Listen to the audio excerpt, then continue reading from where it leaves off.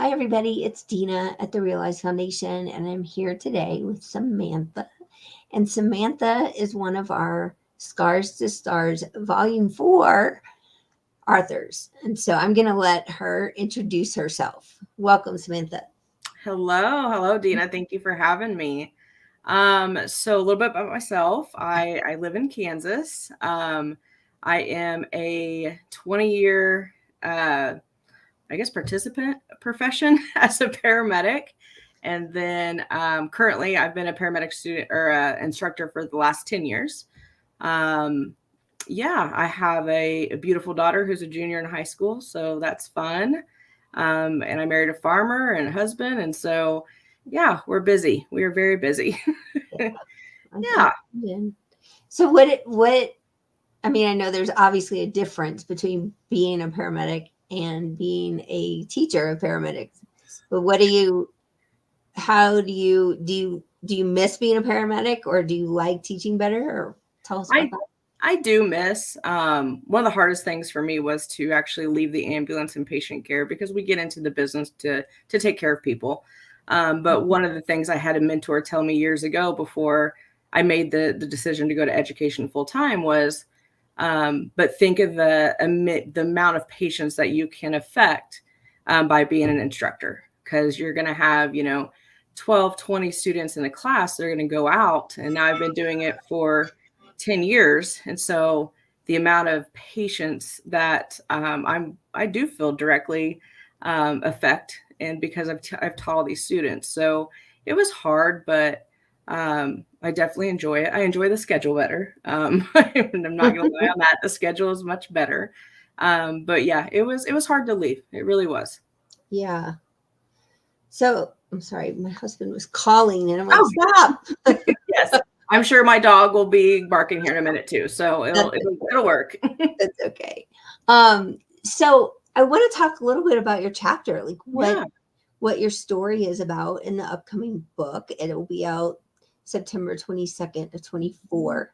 And Yeah. so if you're listening to this, it might already be on Amazon. So check it out. Yeah, I, exactly. Go I look want at it. you to tell people what you wrote about and, Yeah. and your story. Make them curious. Well, to be honest, when I first started this, I thought my story was going to go, I was going to tell a different one because I think that everyone has multiple onion layers of stories. And Mhm. so I was trying to kind of pick on which way I wanted to go because I had the EMS side, I had the Midwest wife side, I had all these different layers of it. And so I kind of went with how did you get here? How did you get through some things? And looking back and with much years of therapy and figuring out what my foundation um, and what led me down some paths and some hard paths. And so I picked kind of when I started out young and my background as growing up in a small town and having a tragedy that affected my family. I came from a huge family. I was very proud of that family, and I still am. And just how that little, I wouldn't say little, I guess, little is probably not the right word, how that impacted a tragedy in my family impacted me for the rest of my life. And now I'm 43 and it still has I wouldn't say a hold on me, but it definitely changed the trajectory, I think, of my life. And when we kind of reflect back and look back. So that was why I picked the story, because that's kind of the foundation of who I am, for better, worse, or anything in between. So, but yeah, that's how I picked it.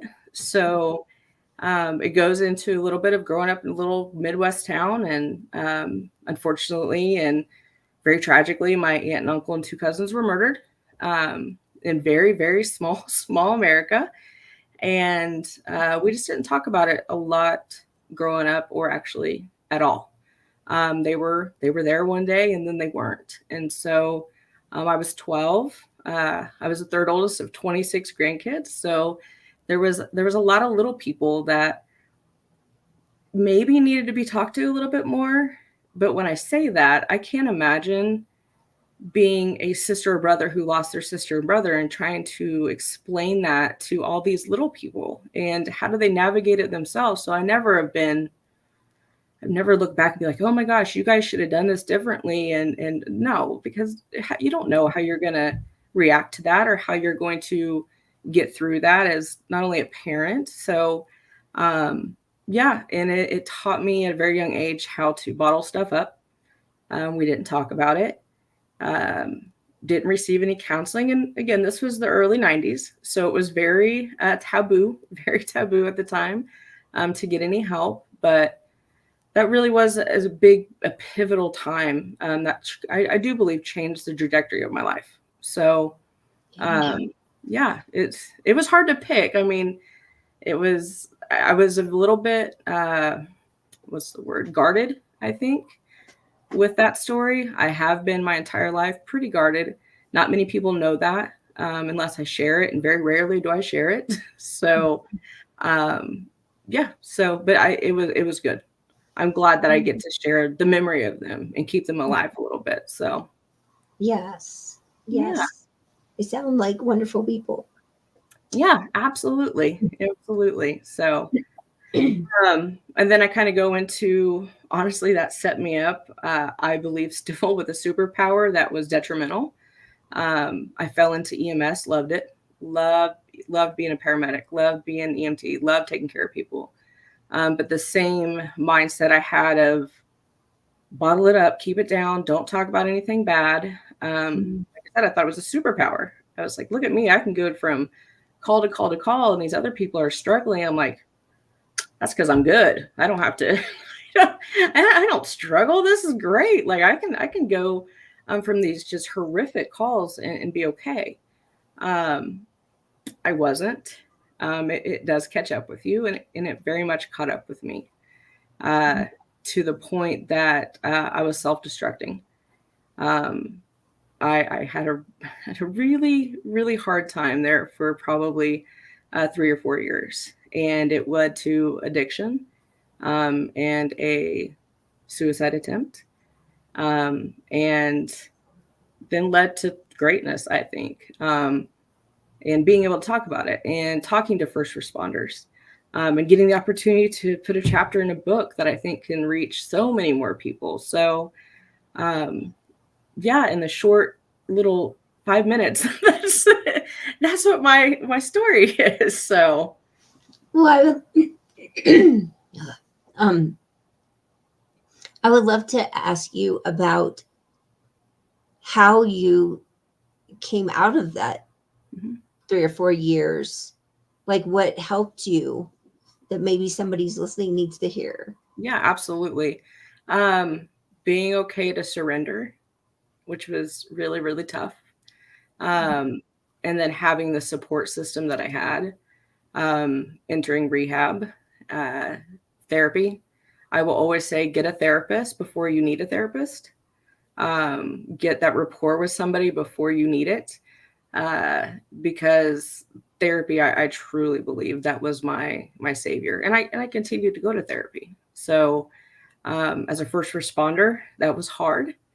And even if the first therapist doesn't work, like keep shopping, because the first couple I went to, it's not they were bad. It's just first responders have a different take on life. They have a different mindset. And so, we give up pretty easy if we go into that first meeting and it just doesn't go well. And that's what I did. I will admit it. I went into the first couple and I was like, this is not working for me. And I stopped. And it was detrimental. So I found a really good one, who understands me. And yeah, first response is a little bit different mindset, but trauma is trauma.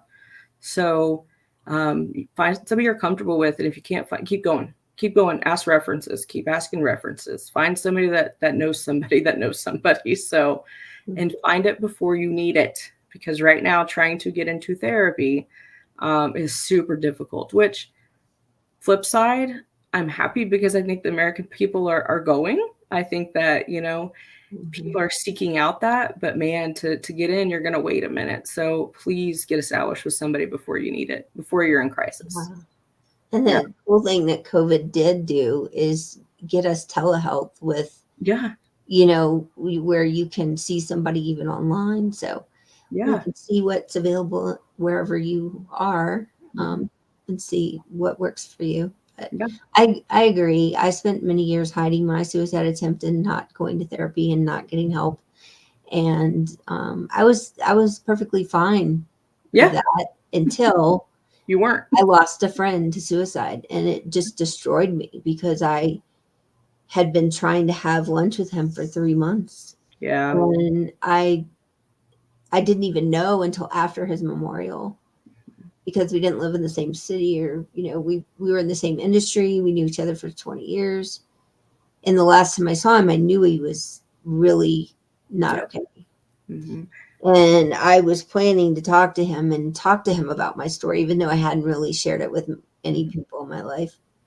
And Yeah. then I didn't have a chance. So that really is why the Realize Foundation exists. And thank God it does. Absolutely. And taking that, and I think that for me as well, is it was taking that troubled time, that difficult time, and turning it into positive. And that's why I do stand up on a stage and I talk to first responders all over the state and talk to sheriff's departments and things like that, about the addiction and suicide.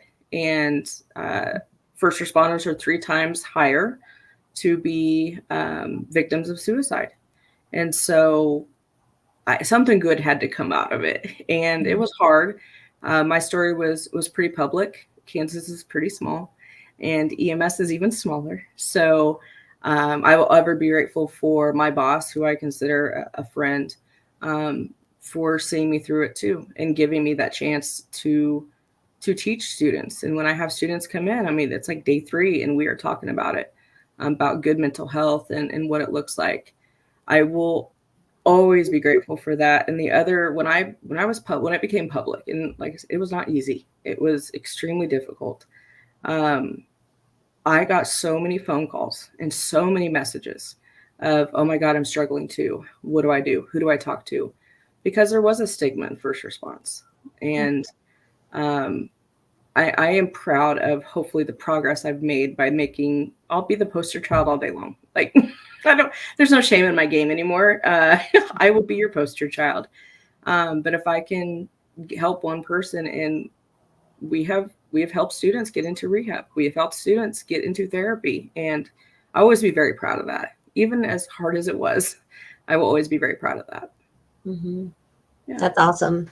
Yeah. Yeah, I think it was really hard for me as a business owner and employer to talk about my story when I decided to do that. Yeah. And there was a lot of people that were super quiet, and there Yeah. were a lot of people who were very supportive. So I think it's the people who are quiet usually don't know what to say, or they don't know, they don't know enough or haven't been touched by suicide, so they don't, fully understand maybe.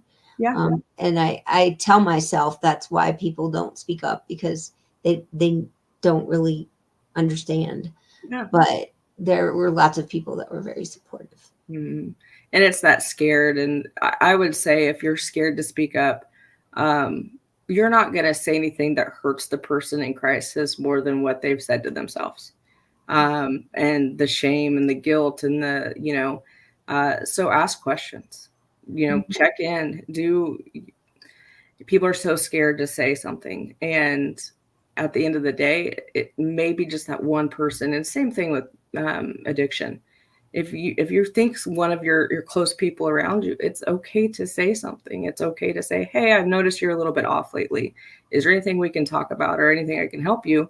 And it may not be the time for them, and they may not have made the decision that they need to get some help, but they know you're there. And that for me, because it's so isolating. Mental health in itself is so isolating. So having that just be that one person, it may be the person you may be the person that saves your life. So Yeah. don't be Or scared. plants the seed that they need help. Absolutely. Oh my gosh, other people are seeing into it, because you do think that you're pretty good about hiding it. They think that you're pretty manipulative, and for the most part you are. But if somebody maybe would have said something, I don't know, maybe I would have, been okay and jumped and said, okay, yeah, I do need help, or I would have hit it, but I would have known that person would have been there. So Yeah. I agree. And I think it's so important that we talk about it. One thing I learned from James, I think you met, Yes. and James is on our board and he's also a first responder. Mhm. And what he taught me years ago was that, it's okay to ask people if they're suicidal. Yeah. Like you're not planning ideas or anything. And Good. that it's something that first responders ask a lot. Mhm. And it's starting to be doctors even ask a lot. Mhm. And so I think that, people might deny it. I know I did for a Yeah. long time. But again, it plants that seed that, maybe I can talk to somebody. Maybe I can get help. Yeah. Because I always say the 23 years I was silent, if I could have picked up a Scars to Stars book and read somebody's story and reached out to them, I would have talked a lot sooner. Absolutely. It's that getting out of isolation. I mean, you need, I don't care what anybody, you need community. And when you feel so isolated from all of your communities, whether it be professionally, personally, um, anonymous community is still a community. And so you'd be surprised if maybe the person doesn't get help right away. You haven't failed. You've just opened the door that they can come back later. And a lot of people that are in crisis and put it off will come back to you. You'll be the first contact that they make because you opened up and asked that question. And it's okay. You're not going to offend anybody. I mean, and if you do, believe me, the sun will still come up. It's okay. Like it's okay. I think the hard thing is, you never know what somebody's going through, whether they're your spouse or like a stranger on the bus. Like you just never know.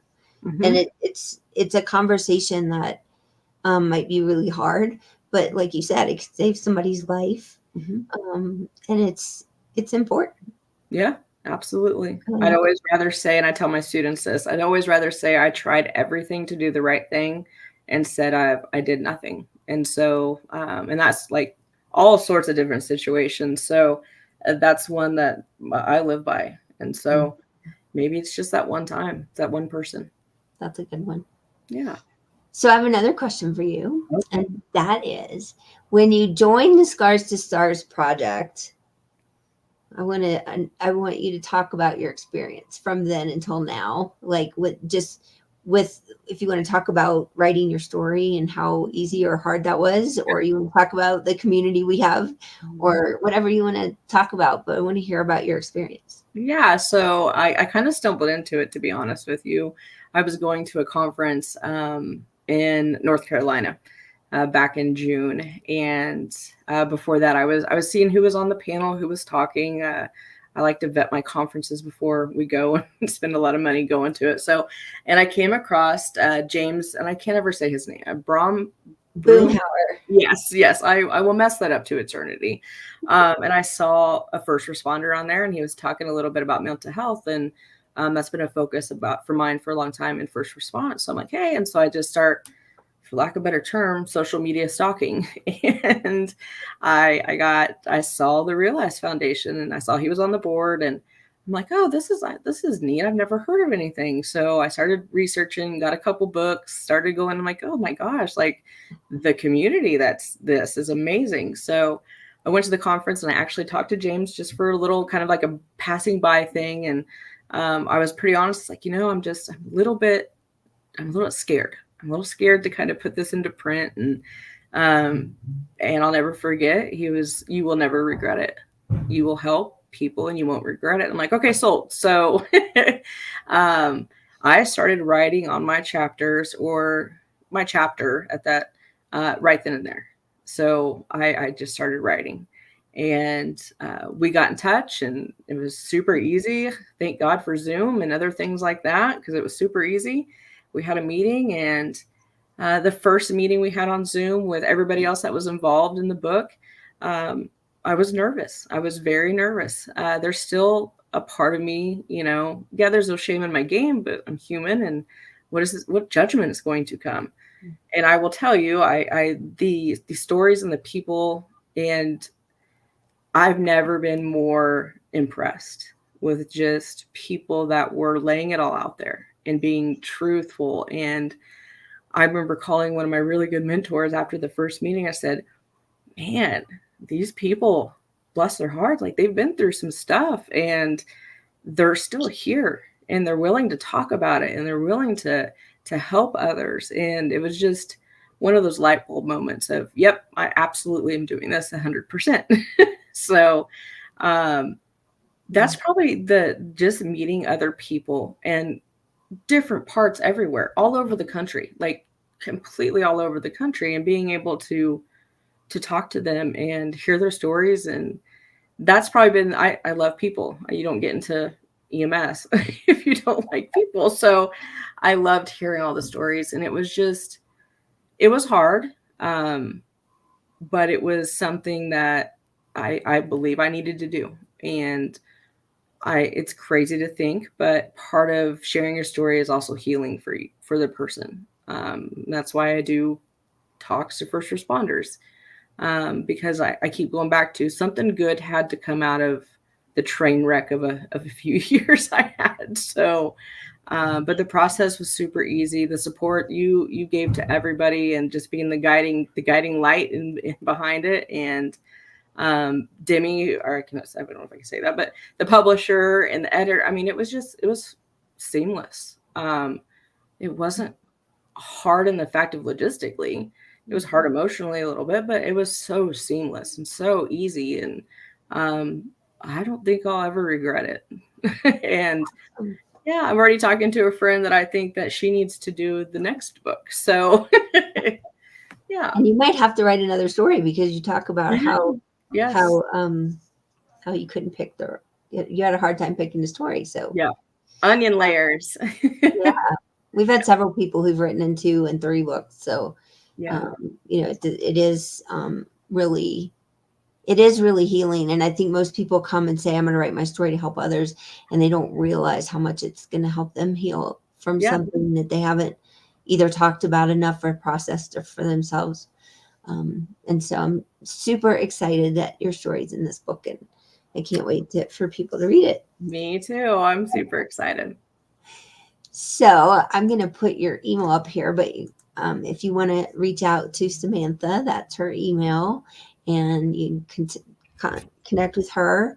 We've had several first responders who've written in our book. So, we might, I think Keith Hanks was another one I told you about. Oh, yeah. It's in Massachusetts, or that area. And he speaks a lot to first responders as well. Yeah, I love it. I love it. The more that we get up talking, the better it is for our profession and our people. So love it. Absolutely. Well, Samantha, thank you so much for having this conversation with me. Absolutely. And I know somebody will find some healing in it. That's the whole point. So, and thank you for starting such a admirable profession or group, community, and foundation. It takes a lot of guts to do that. So thank you for giving people a voice. Thank you so much. You're welcome. Yeah.